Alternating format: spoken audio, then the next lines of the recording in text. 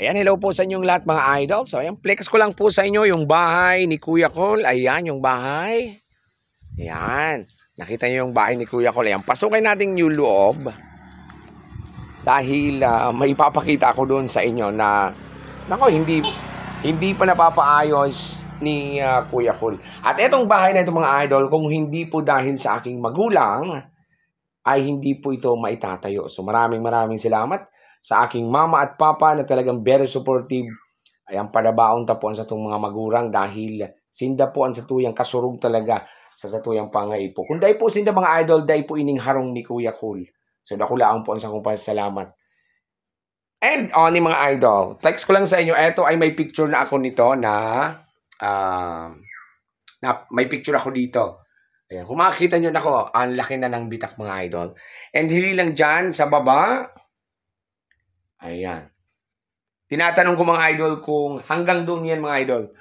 Tinatanong ko yung sarili ko kung kailan ko pa ba ito mapapaayos dahil ayaw ko naman na iasa pa sa aking magulang yung pagpapaayos nito. O, kung wala ito mga idol na bakal, nako, ano na ito, tibag na ito, nandyan na yan sa baba.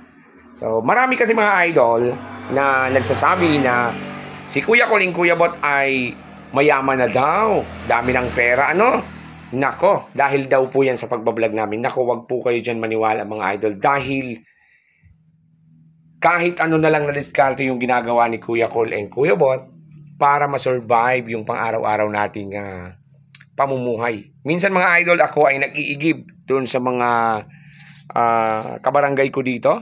Yung mga katabi ko ditong eto yung gamit natin, yung tangkal ni Kuya Col. And yung pong service na yan ay hindi po yan akin.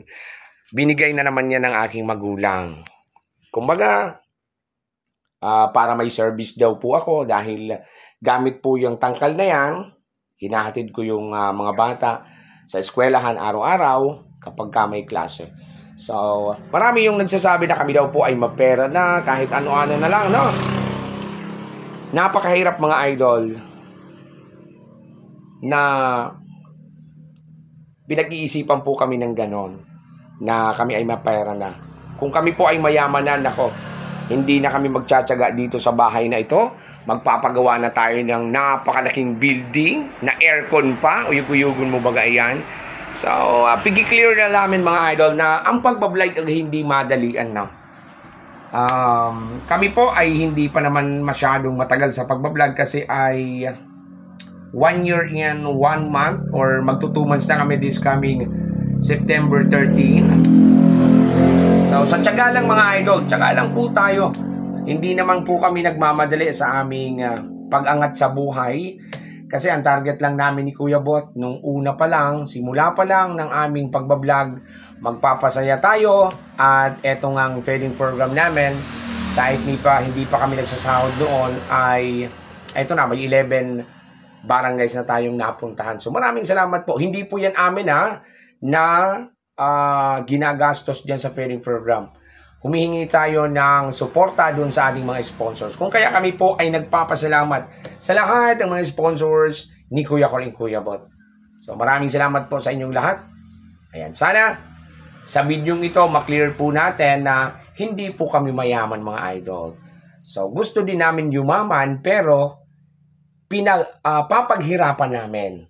Siyempre naman kasi walang instant na mangyayari sa buhay natin kung hindi natin papagtatrabahuan. So maraming salamat sa inyong lahat. Salamat sa lahat ng followers ni Kuya Col and Kuya Bot sa patuloy na suporta, lalo na doon sa aming mga kapamilya na talagang solid ang suporta. And siguro medyo matagal pa na pagtsatsaga ang kailangan namin sa pagbablog mga idol, pero okay lang yan. And kung alam nyo lang mga idol kung magkano lang yung sinasahod namin buwan-buwan, kulang nga mga idol sa isang buwan na pangkonsumo ng pamilya. Plus yung hulog pa namin araw-araw, oras-oras dito po sa piso wifi kasi wala po kami ditong wifi. Basta tiyaga lang mga idol, yan po yung advice natin sa lahat ng nagbablog ngayon, lalo na sa mga baguhan. Yan, tuloy lang tayo, upload lang ng upload, tiyaga lang ng tiyaga dahil kapag may tiyaga, may linaga mga idol. Ingat-ingat po tayong lahat mga idol. God bless. And sana patuloy tayo sa pagbablog.